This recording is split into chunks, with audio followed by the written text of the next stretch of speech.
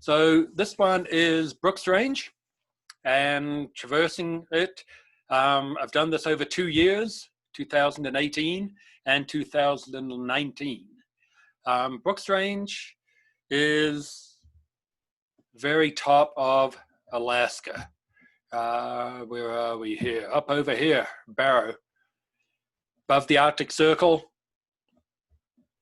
So this is the view top of the planet, North Pole. So my interest in the Arctic started a long time ago when in the, must have been early 80s, went to Baffin Island with a friend up there. We just read about it in a magazine. Some Brits had been climbing up there. We decided that it seemed like a good idea. It did at the time. So we just got on a plane and went up there without a whole lot of real knowledge about where we're going. Nothing compared to what you can get now. And we had a fun trip. And that was with my friend here, Warren. We met in Chamonix. God, I don't know, must have been late 70s, early 80s, something like that. Climbed there, camped out behind town. In the days when you could just put up a tent and hid behind Chamonix for several weeks, or actually several months. So we had a good time there. We had various incidents there. We didn't get along too well to start with, have a few fights, but this was on the, I got beamed by a chunk of ice on the north face of the Matterhorn. So we got along pretty well, and Warren's out there at the moment. And we've stayed friends, and we've done trips, just last year, back in New Zealand, hiking there. So it's good here to catch up with people that have done stuff with before, old friends, and people that continue to do stuff with, which is just great. The friends that you make in your 20s, I think, for me anyway, and the group that I grew up with, we stuck with. We've always kept in touch, and it's been a valuable part of my life. So, early 1980s, I'm definitely in touch with my feminine side. I'm not afraid of pink at all. We had a lot of, got somebody not muted. So, big packs, leather boots. Actually made those pants in New Zealand. A friend I was living with made them for me. Old style snowshoes, Joe Brown helmet. Oh yeah, those were the days. So Baffin Island, Summit Lake, truly beautiful place. These are all taken from slides, so they're not quite what the digital images produce these days. But this was the first introduction to the Arctic, and it's truly an amazing place. It's utterly different to other parts of the world, the Arctic and the Antarctic. They share a lot of similarities, obviously. So we were up there, I don't know, month plus, did a couple of climbs, did some new routes, had a good time. And the focus on this was climbing. It was remote. We didn't see anybody else up there at all. Baffin's gotten more popular, but it was cool to be in a truly remote place and enjoy it. Back in that time, Warren had a pair of these newfangled plastic boots, which I was incredibly jealous of. I just had old leather ones. So, I've always wanted to go back into the Arctic areas, be it Baffin, skiing in Baffin. I'd love to do that. And I got invited on a trip up to the BrooksRange. And the BrooksRange, it's big. It's a huge range. Let's see, where are we here? I've lost some of my notes, I think. But there's a number of different places, and we'll talk about these in a bit. The BrooksRange spans, it's an east-west range. It's about 600 miles long. It's up to 200 miles wide. Compared to the Sierra Nevada, which is about 300 miles long and maybe 60 to 70 wide. It's much bigger than the Sierra Nevada. It's adjacent to Gates of the Arctic National Park. It's also adjacent to a lot of oil development, and we'll talk about that later. So as said, no, this is the Brooks Range running across here. The Arctic has a lot of similarities to New Zealand. And maybe that's one of the reasons I'm drawn to it. This is a trip, again with Warren last year. Big rivers, high mountains, alpine tundra, taiga. If you take away the trees, big rivers, wide valleys, this is what the Brooks looks like. So, over the years, fallen into varying degrees of bad company with people. One of those is Claude Fiddler in the middle here.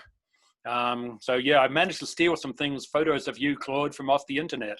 You wouldn't believe what you can find out there on you, Claude. Some of the photos I really can't put up here at all. So, Claude's been around here a long time. He's done a lot of climbing. He's done the John Muir Trail in winter. He's skied a lot. So, Claude's pretty low key about things, but he's also gets stuff done. So, I was, pleased and honored to be invited from a trip up there with Claude. He's been up there, I think, 7, 8 times now. So he's gotten to know it pretty well. That was the theory anyway, as I'll mention in a little bit. And Claude's burned through a number of different partners up there. And this time he decided to ask me and friend Andy Selters. Andy's a long-time resident in this area, photographer, climber, skier, writer. So Andy's well known. Spent a lot of time in Asia as well. I climbed with Andy in the early 90s, I think it must have been, in Nepal. We did a trip there.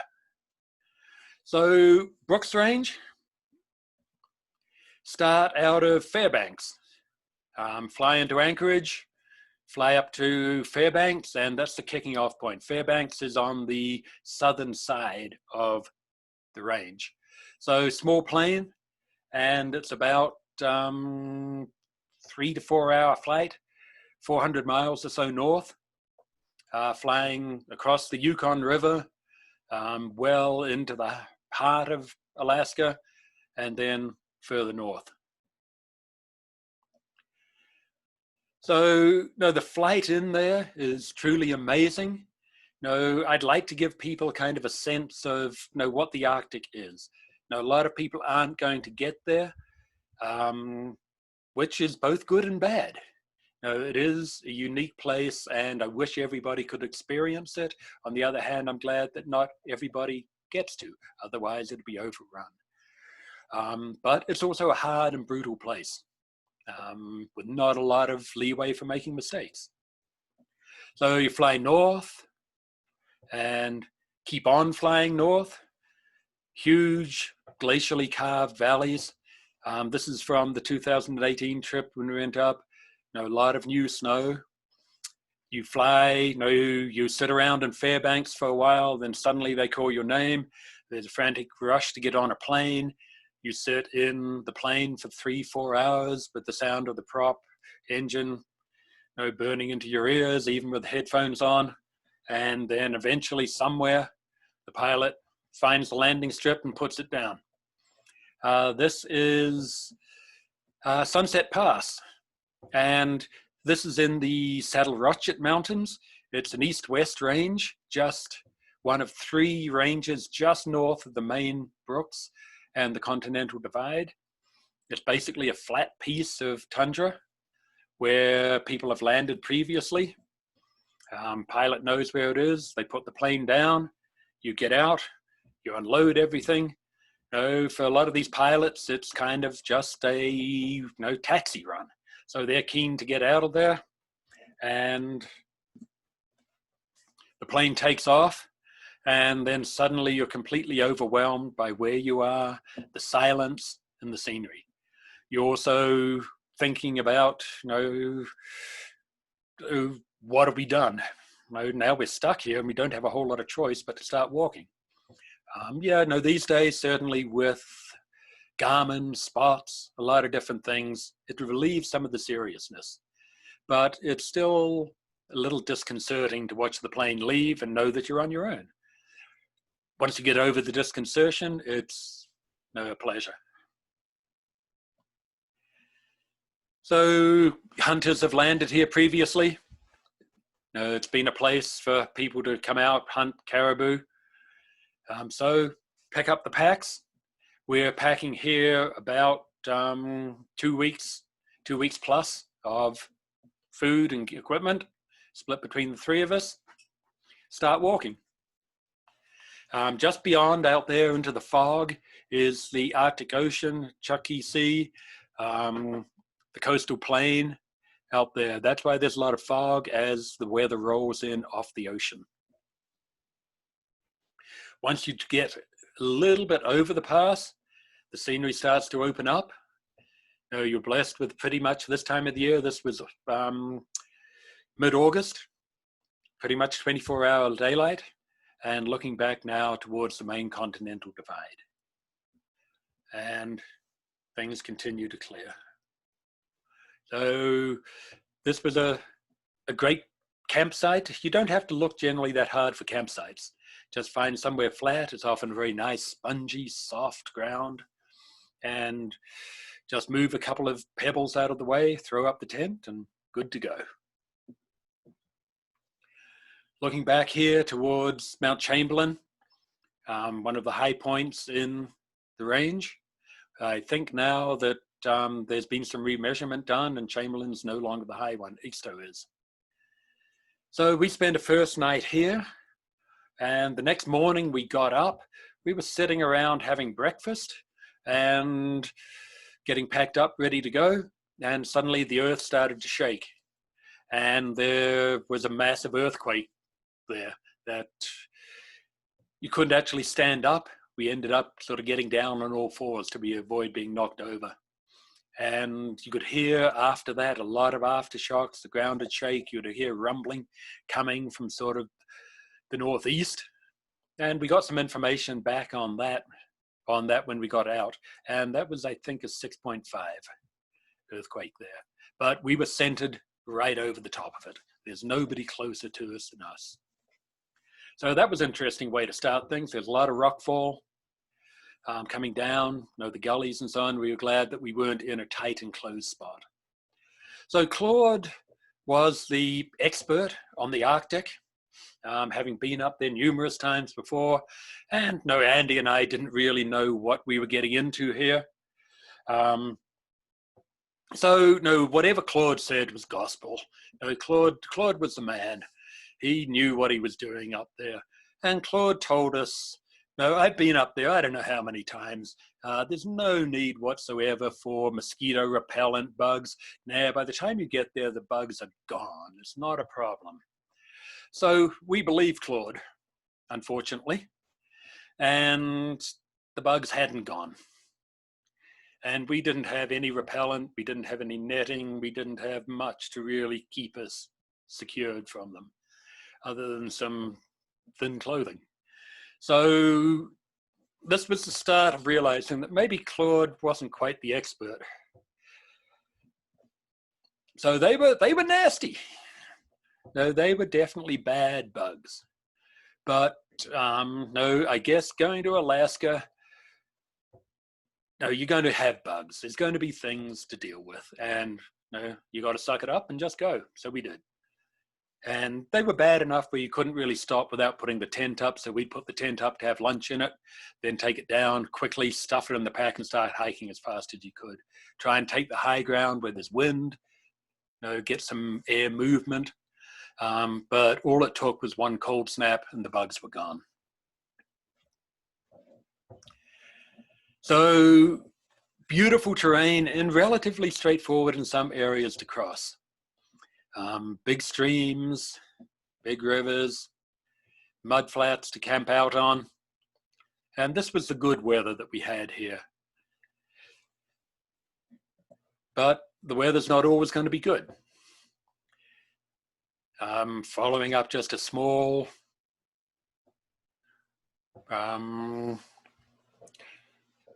river here. I'm a little disconcerted because I thought I put a map in of where we went, but I don't see it here anymore. So, oh well.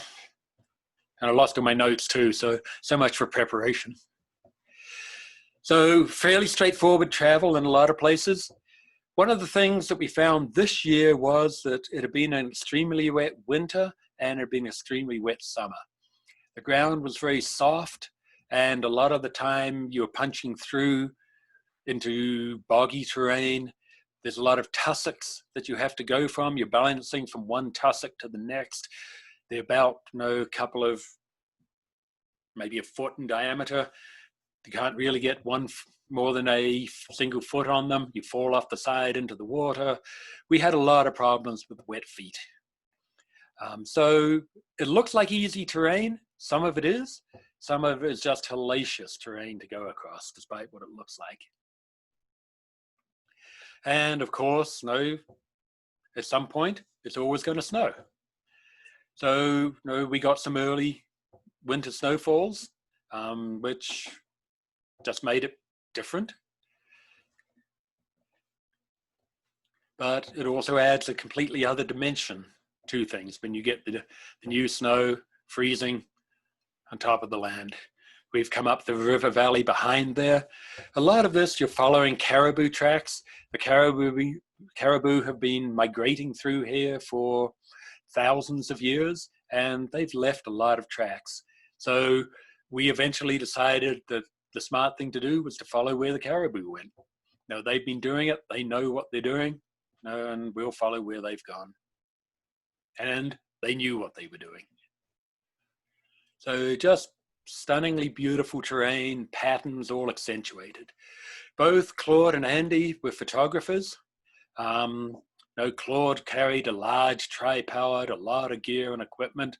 He had a big pack that he had to get down on the ground to get up under. I didn't want to carry that much in the way of big camera equipment. Claude's very selective on the photos he takes. He just doesn't click the shutter. He takes a set-up photo with artistic value. I'm not that way inclined. But gorgeous terrain.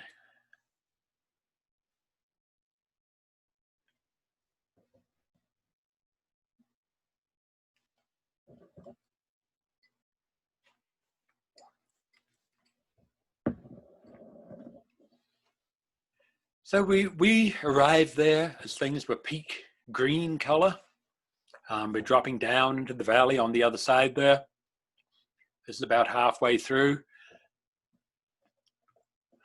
And again, this ground looks fairly straightforward to travel across, but it isn't. It's wet and pretty unpleasant to move through.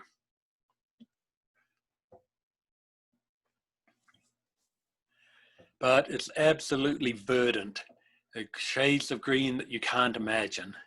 Everything in the Arctic is compressed into a very short season. Things have a matter of weeks to come into leaf, come into flower, and die, reproduce, and then die. So we were there for significant changes in the colors, as you'll see. Dropping below snowline, faint caribou track in front, but we're still following caribou tracks up across the slope and around the corner. The higher you go on these slopes, generally the more rock there is and the easier walking, but then you've got to gain more elevation. Looking to the north, the Arctic Ocean is out that direction down this river.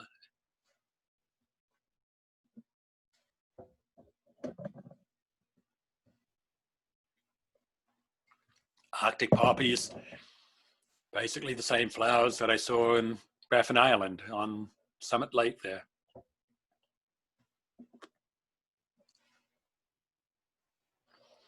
Again, it's hard to comprehend the different shades of green.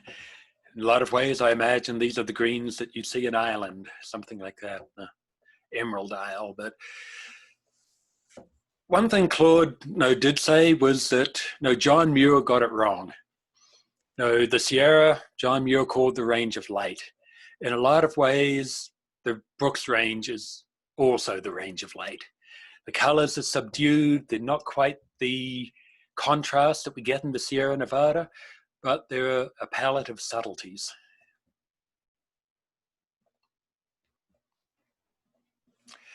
So the weather wasn't looking good. We were having a storm coming in. We were also getting burned out on walking through the tussocks and the hummocks. Down in the back there, in the background there is Peters Lake, Schrader Lake. And a lot of the travel was through this type of terrain. These are the hummocks I mentioned. There's water in between them. You balance on one, you fall off. It's just difficult travel despite what it looks like. We were all getting wet feet. Andy started to develop trench foot, immersion foot, basically from having constantly wet feet. His feet were swelling up and he was starting to have a little bit of trouble walking. So we were finding that our travel was a lot harder than Claude had led us to believe, of course. So we realized that there was a small research station on the backside of one of the lakes there, one of the only buildings in this area anywhere. So we decided to head for there and sit out some of the bad weather. So we spent about 4 days there, and that was an opportunity to dry clothing. Andy took care of his feet, that sort of thing. The lake there also had incredibly hungry trout that we availed ourselves of because we were starting to get a little low on food. We'd put a cache in that we were going to pick up in the Canning River, which was on the map that didn't somehow make it here. So we were starting to get a little low on food and the trout came in pretty handy. These are lake trout. So eventually weather cleared. We started off what's up Carnivore Creek, which gave us a little bit of pause because there are some pretty big carnivores in this part of the world.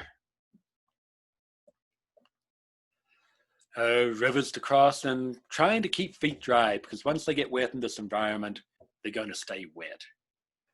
But we had a high pass to cross over, so dry feet were going to be an issue. We were lucky to find some plastic bags in the research station, some trash bags, and that's what Andy's got on his feet there.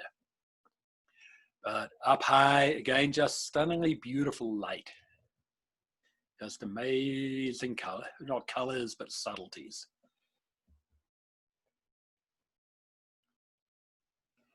So goal here was just get over the pass, down the other side, and somewhere drier where we could set up camp. And again, with 24-hour daylight, you just go ahead and hike as much as you can and then drop. You can see caribou tracks in the bottom right corner there. So we were following a lot of those. We're also doing a lot of looking around for bears. We didn't really have any bear run-ins at all. You can see the bear spray on the side of Andy's pack there. We saw bears at a distance, we saw footprints, but we never had a close encounter, and I'm happy about that. On the other hand, say in the Sierra Nevada, when we're guiding trips here, we get people from overseas and they're all expecting to see bears and having run-ins with them.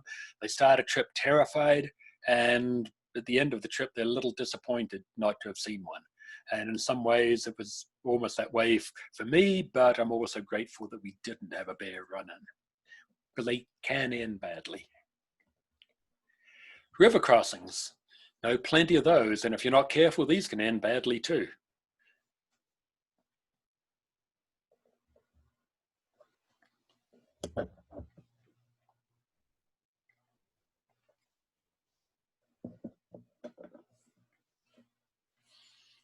Just another ho-hum campsite.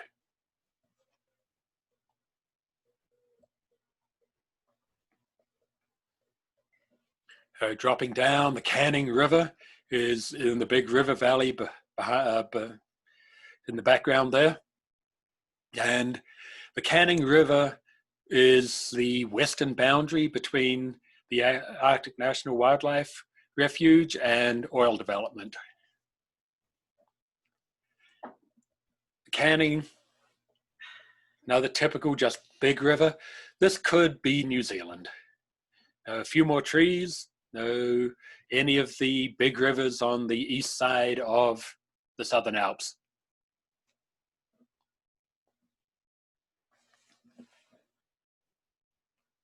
This is where you've got to be wary of the bears.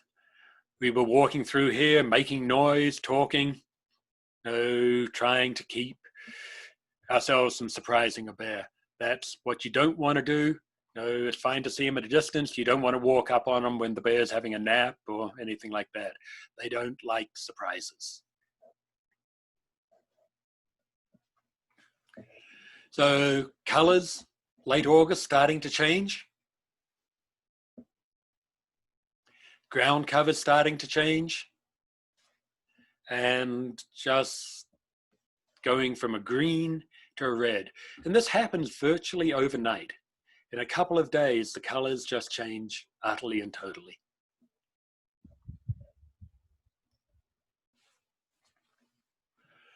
Making our way up the canning.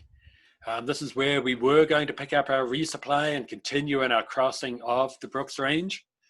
So we did what we could to get to our drop, where we'd left some food.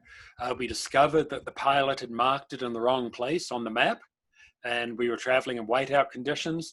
Luckily, we'd taken a GPS bearing when we dropped it off. Otherwise, we would have spent a lot of time thrashing around looking for the cache. The mark the pilot had left us was a mile or so off. Check and double check. So got to the landing strip where we left our cache. We decided that we were quite a long ways behind our schedule.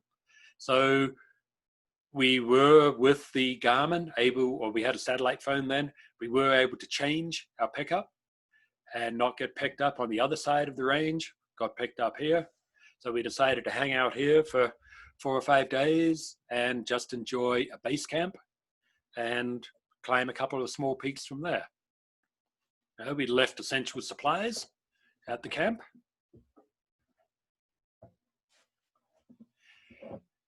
Reminds me, I need a drink. So we camped out here. Bad weather, good weather, and weather you just don't know what it's going to be the next day. But just decided to go out and just enjoy being where we were. You can see the landing strip at the bottom there, the long straight line in upper right corner of the photo. And the colors had just changed totally from green to gold. And the gold just kept on getting more and more intense. Every shade of brown, yellow, and orange you could ever imagine.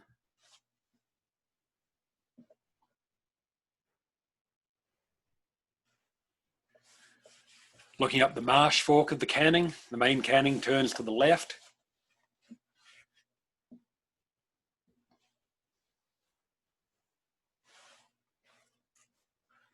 So we just scrambled up one little peak or one sub peak for a look around. Next day we decided to go and cross one on the other side. Nice pair of legs there from Andy.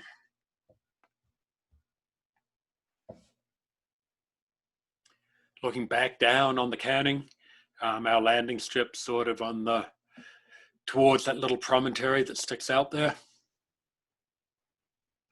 All limestone terrain. It's similar age to the Sierra Nevada, a little bit older, maybe 120 million. Sierra's probably 90, 100 in terms of the uplift.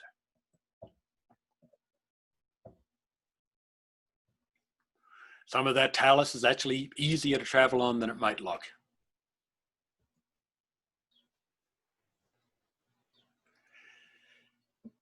Up to the top of the peak here, have no idea if it's been climbed before or not. There's a book on this area written by an Alaskan climber who took more to the Brooks and other places, Jonathan Waterman. And he wrote a book called Where the Mountains Are Nameless. And the mountains here are nameless. There's a few peaks that are named, climbed, but who knows what the other ones are. I think for maybe both myself, Claude, and Andy, we've all done a lot of climbing of big peaks. Claude's been on Everest. Others of us have climbed in South America, Nepal, all over. But I think as you get older, the goal is just to go somewhere and enjoy being there.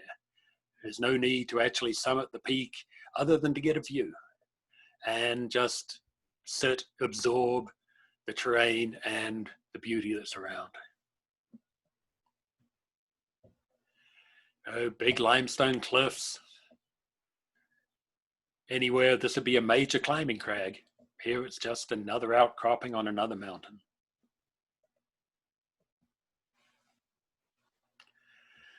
There's no way my camera could capture the colors here. Claude and Andy did a better job of it than I can. For me, everything ended up washed out. It's just, you can't capture it. I can't. So we spent time walking around, looking at things. Wolf tracks here. We never saw wolves, but tracks. Porcupine, a little bit out of focus, but it's the only one I got of it. But it got into our cache and it chewed on the top of our whiskey supply, but luckily didn't get through it. I'm not sure what type of duck. Claude probably remembers. Claude and Andy went out for a day to do some hiking. I just hung out and unsuccessfully tried to fish. I was hoping to catch grayling or something to augment our food supply. And I thought it was a bear at first, but instead it's a muskox. A muskox by itself is not a good sign. These are herd animals. This guy was heading off by himself. Muskox in this area, kind of controversial. They used to be native here. They originally shot out by hunters, sealers, and early people. Then they were reintroduced into this area.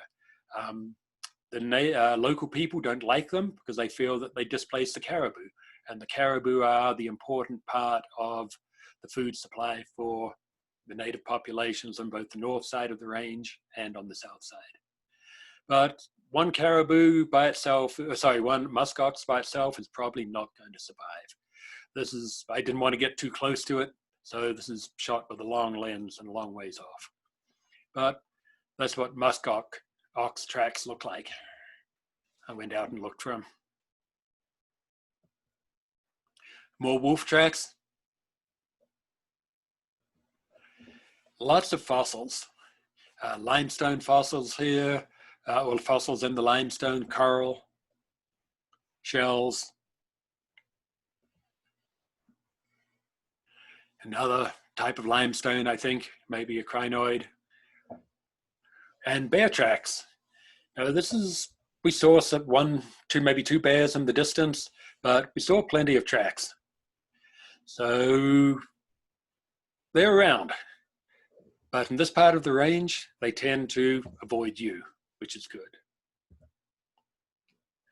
Andy spent a lot of time photographing things up close. Lots of lichens, succulents, all of these things are hanging on barely for survival. But beautiful colors, yellows that you can't believe. So we hung out here for a bit. We hiked around, we enjoyed it.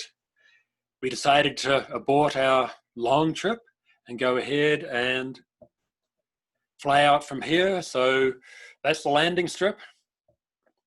We had a good pilot, Daniel, came in and picked us up. The landing strip's about the size for the wheels. The wings are clipping the willows along the side. Daniel was carrying a file in his pocket just to touch up any nicks that are in the prop blades and load back up, and then you're out of there. So again, it's that suddenly dislocation of going from this environment back to the big cities. But Claude, and I immediately started to talk about going back. And Andy wasn't able to come this year, next year in 2019. So our goal was to fly into where we'd originally, where we'd flown out from, our midpoint, and continue our trip. And we decided to extend it a little bit longer by caching some Packrafts along the way, picking those up and floating down one of the big rivers, into Arctic Village. We were a little bit later last year, in 2019, and the colors were even more advanced than they had been earlier. This is flying up the Chandeleur River.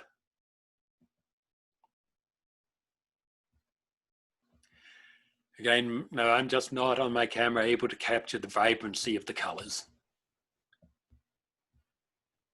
All you can do is stare out the window open-mouthed at the wonder of it.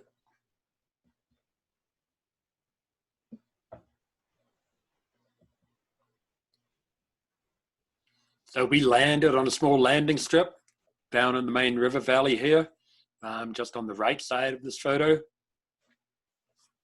Put it down, same, we had a different pilot this year, different plane, or same type of plane. So we left a cache there.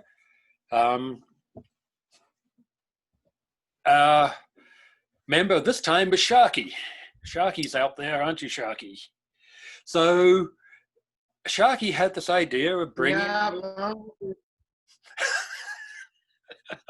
We'll get your excuses later, Sharky. So you're gonna get some. Sharky had this electric fence that he decided, no, he'd studied up on it, he'd used it, he'd watched all the videos. No, he told us how the bears tried to get underneath it. They didn't like it. So we used that. It didn't work as well as Sharky is, demonstrating here at all. The pilot was in a hurry to get out. So, we tested as best we could. But Sharky just a little while ago informed me that he contacted the manufacturer, and they said that it doesn't work that well when you have it on a gravel bar or similar. And as you can see by his feet there, it's a gravel bar. So we'll get to what happened in a little bit. But Sharky was a great addition here to our trip. Sharky's one of these guys that when you mention something, eventually he will say, oh yeah, I've been there. I did that a while ago. Sharky's been around. He ended up in Anchorage. I can't remember quite when. I think the first job Sharky said he got in Anchorage was at the local strip joint there as a DJ. And that lasted one night. And he turned in his resignation the next morning because he could see exactly where that was going to end up. And it wasn't going to be good. So Sharky started flying up here in the BrooksRange, and he knew the area pretty well from the air, but not so well at all from the ground. So Sharky was a great addition on this trip. So the year before, Andy and I had, with Claude's, telling us how things were going to be, and they weren't. Claude always ended up saying, well, I've never seen it like this before in the Arctic. So that became our sort of catchphrase for that year.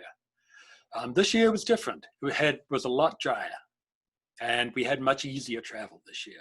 So back in the plane again, more stunning scenery, land back on the Canning, same landing strip. Pilot leaves, we pick up the packs and start heading off. Our goal this time was to go up into some peaks in the far distance there that hadn't been able to find any information on. We didn't know quite where they went. So we were going to go higher up the Canning to those. But we went out for a day and we realized there's a lot more snow than we thought. We'd seen that on the flight in. We started to reassess. It only took us a day. All this stuff sounds really good when you're in California, sitting in the sun with the beer discussing it. Everything changes when you're on the ground looking at it. So it took us a day, maybe less, to come to our senses, decided we're going to try a different route to cross over. Now, we'd had a bit of a problem last year where Claude had trimmed the maps down to the barest minimum. So he cut off the edges on them. So we weren't quite sure, exactly of some of the landmarks, and I tried to navigate by them, but all the UTM marks were gone off the side. So this year we took complete map sets and changed things, more rivers, much easier walking, much better travel conditions, more lichen, not so much of the bogs at all. Sheep, up there, we encountered probably 40 to 50 sheep altogether.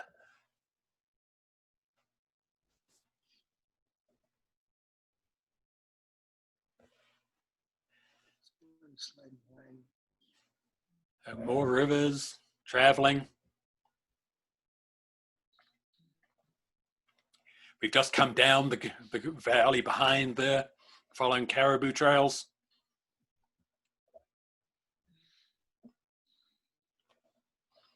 In the evening, setting up camp, Claude had used the tripod there, put something on it, put a hat on it, and make it look kind of like a human figure, hopefully to deter the bears. Took a couple of side trips. I think that one was Moose Lake. No, maybe I'm wrong.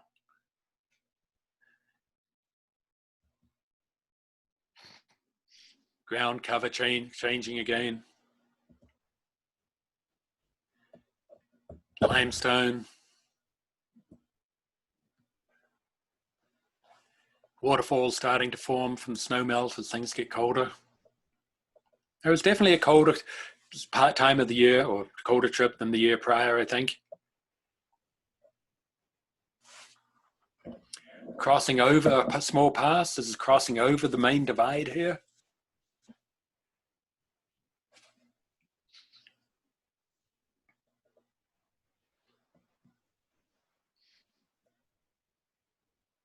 The main continental divide is the pass in the center of the photo there. And following steep terrain, that trail there is Caribou Trail. And you wouldn't want to make a mistake here. I don't know, the caribou are good travelers. They've done this for a long time. But if you make a mistake, you're ending up in the valley down below. It's steep terrain, and it wasn't that easy to cross with the pack. Coming down the other side into Cane Creek, and then we're going to cross out the other side of this as well. But no, the climate here, you think of the Arctic as being cold. It can be. It can also be fairly warm. And guys are just wearing shorts here. No mosquitoes this time. So as we drop down into Red Sheep, we started to encounter the porcupine caribou herd. This is a herd of about 100,000 animals. And we saw a few, we were excited. Then we saw 100. Then we saw 1,000. They were everywhere. Huge numbers of them. That was cool.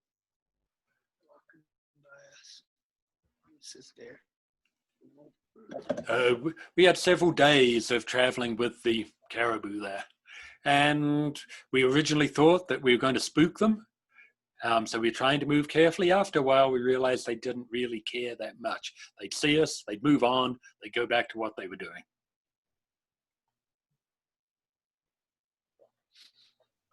The porcupine herd is one of the larger ones in the Arctic. And it has a range, actually I've got a map towards the end of the presentation here. Bears, grizzly digging, looking for ground squirrels.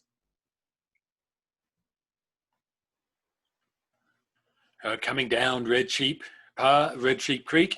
And this is to where we'd left a cache at the junction of Red Sheep and the Chandeleur River.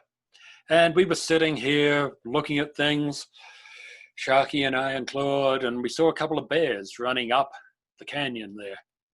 And they looked like young bears, and they just looked guilty. You could tell the way they were walking, they just looked guilty. And we got down to our cache, and Sharky's fence hadn't really worked that well.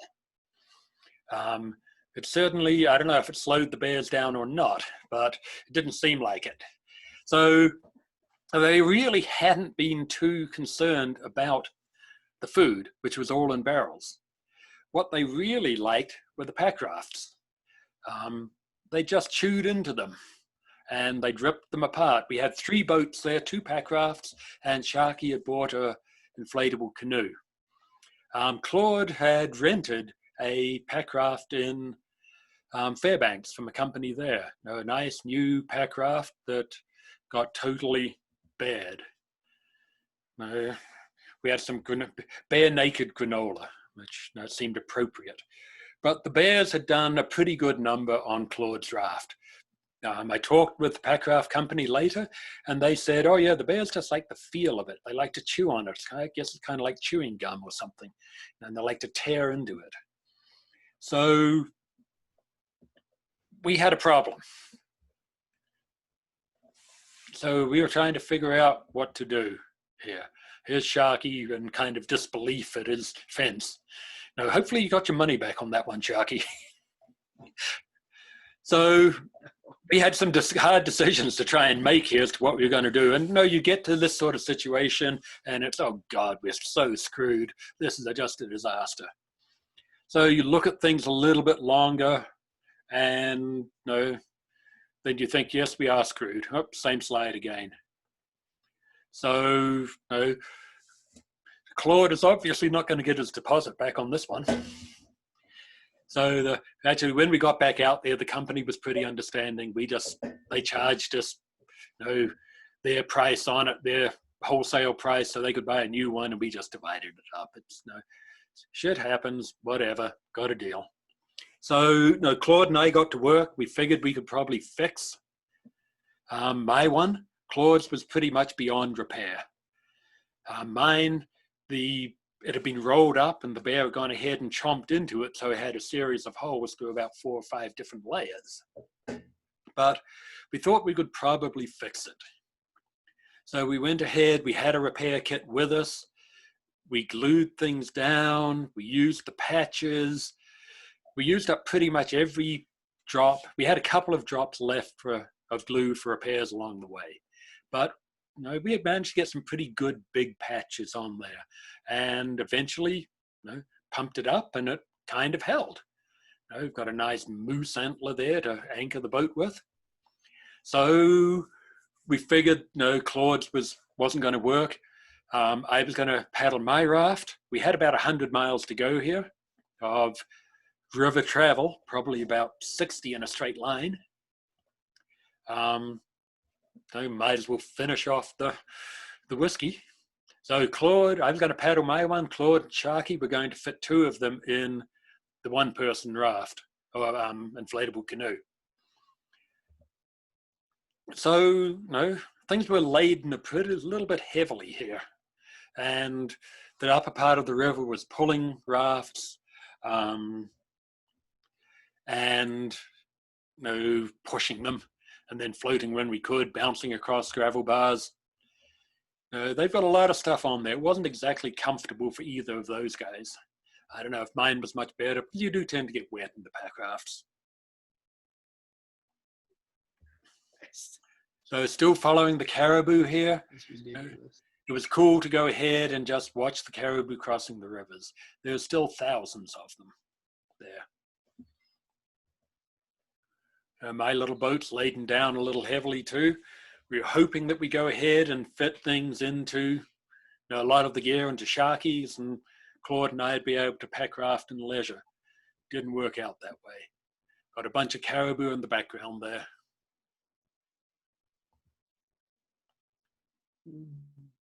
So things didn't go exactly as we planned. Both these guys are looking a little stressed there because this was after their first rollover. I'd had a rollover in the Packraft as well. I don't think I was paying attention, and I was overloaded. Claude and I discovered that after we rolled, both of us had the same thought when we were under the water, which was, damn, this is clear down here. And it was perfectly clear. So Sharky and Claude rolled another time. So we pulled ashore, had to get out, dry everything out. I figured that this was going to not exactly be working out too well if we were rolling 2 times a day. So we hung out on a gravel bar, dried everything we could out, and then we came up with an idea, which was to take the empty beer barrels, lash them alongside of the canoe, and turn them into pontoons. So we got some willow sticks, cut them to size, lashed them on there.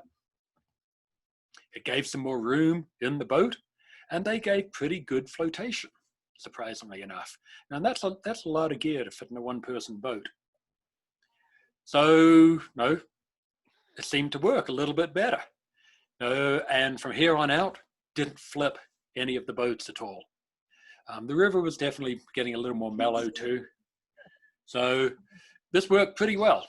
Claude experimented with having a little bar in front, a twig to put his feet on, and things started to get a little bit better. But though you've still got to just enjoy the scenery where you are. And campsite here down lower, truly amazing. This is the photo that Claude was taking right there. We're starting to get down into trees here along the Chandeleur River. The river's a lot bigger, a lot deeper now, and gives pretty easy travel, except for the fact that once we lost the flow, it meanders enormously. So we'd paddle 2 miles to make half a mile in some of the meanders. And if you got a wind coming up the canyon, that made paddling pretty well impossible. And sometimes you'd have to stop and just hope the winds would decrease. So another campsite, this was our last one on the Chandeleur River. We headed down to Arctic Village and pulled out there. We still got bears around.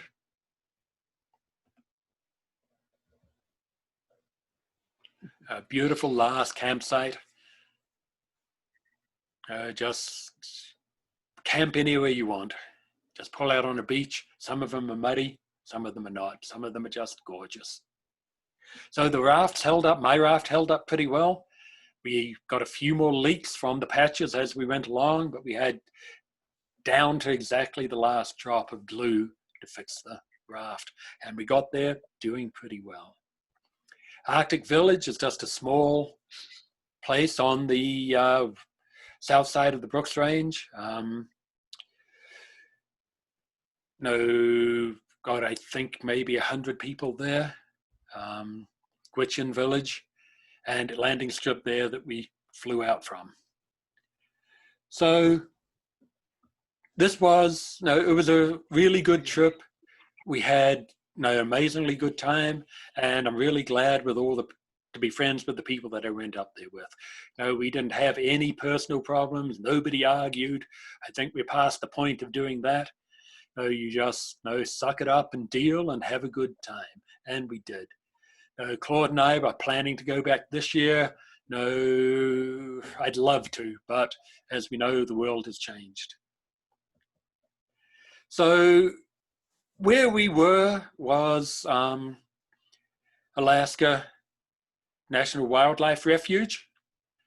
And I'd just like to say a few words about the Wildlife Refuge up there and that area. This guy here is Bob Marshall, born in 1901.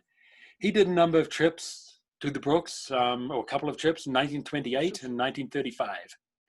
And in 1930, he published an article, The Problem of Wilderness, which was the defense of wilderness preservation. And he argued that wilderness was worth saving not only because of its aesthetic values, because it provides us with a chance for adventure. And Claude Chartier and I had adventure. Bob Marshall died young. We've got the Bob Marshall Wilderness in the lower 48, named after him. And he became one of the founders of the Wilderness Society. Also important in this area here, this photo here is a woman, Brina Kessel, who was a biologist. She wanted to go to University of Wisconsin, study with Aldo Leopold in 1948, but the university didn't accept women. The next guy is George Schaller, who became one of the or still is one of the preeminent wildlife biologists, large mammal in the country. And the two people on the right are Olaus and Marty Murray. And the Murrays were instrumental in creating the wildlife refuge. And they were there in the 1950s. And again, this is a photo from the same trip. In 1953, they were recruited to go up there. They spent a lot of time there doing wildlife biology. And in 1954, the National Park Service recommended that these areas be protected, and they were instrumental in creating the wildlife refuge. If you're interested, this book is well worth reading. This is her account. She went by paddle steamer to Fairbanks in 1911, I think.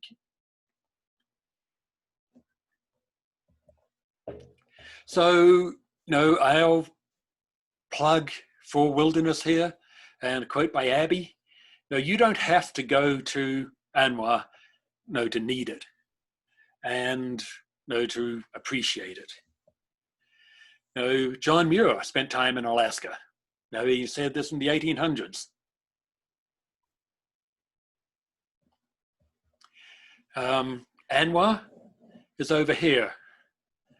This is the National Petroleum Reserve area over here. And this was put aside in 1923 by President Harding when the US was converting the Navy to run on oil, not coal. But it wasn't really developed until the 1990s. In between the two, you've got the North Slope and Prudhoe Bay that was developed starting in 1968. The controversial area here now is Area 1002. And this is an area that Lisa Murkowski slid through as part of the tax bill, that Trump's tax bill. She slid that through, opening it up. Opening up ANWR has been the goal of every Alaskan politician since the 1960s. She got it through as part of Trump's bill. There's only been one hole ever drilled out there, and the results of that have been kept secret. So that is on the chopping block for drilling and development. And this is development in the Prudhoe Bay Area. These are seismic lines. And potentially the North Slope in ANWR can be turned into this. So, there's a lot going on up here and a lot to be concerned about. This is what happened, what we found when we came back in terms of the earthquake that we were involved in. And that has affected thinking about drilling up in that area. Generally, this area was thought as being aseismic, but it isn't, as we found out. So we were right on top of this one. One thing in the favor of preserving up there is that oil prices, as we know, have plummeted in the last month or so. So demand is down. Also, one thing in favor is that most US banks are now no longer funding drilling in the Arctic. Morgan Stanley changed just a little bit ago, and Citigroup in just the last few months. Actually, Citigroup was about 2 weeks ago they changed. Bank of America is the only major US bank that hasn't committed to stop funding in drilling in the Arctic. I mentioned the porcupine herd, and the porcupine herd goes down onto the coastal plain. That's where they have their calves. And without that, the porcupine herd is going to fall apart. So it is important to preserve the 1002 area and the integrity of the Arctic national wildlife. Murray was one of the first people to recognize that large animals need large areas. It's tricky and hard because a lot of people on the North Slope are in favor of drilling, and particularly the Inupiat people on that side. On the other side of the range, you have the Gwich'in, who are totally opposed to it. What we found when we ended up in Arctic Village was everybody wanted to know where the caribou were. They'd say, hi, seen any caribou, seen any moose. That's what their life revolves around. So I don't know quite how to balance some of these things, but the area is worthy of preservation.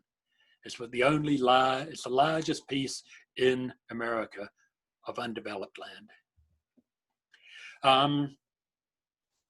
But one good thing, if there is such a thing, out of what we're going through at the moment, is that we're reducing our demand for fuel and things are improving. And I think we have almost a indicator of the direction things can go in if we have the will to go ahead and do it. And if we have the will to do it, we'll change our climate. We won't have to drill in Anwar. So that's my little plug here for things. So I hope a lot of people I know are already on board. So as I said, Claude and I would love to go back up there. We hope to be able to do so sometime. It's a remarkable place and it's worth saving, it's worth taking care of. So thank you for attending that.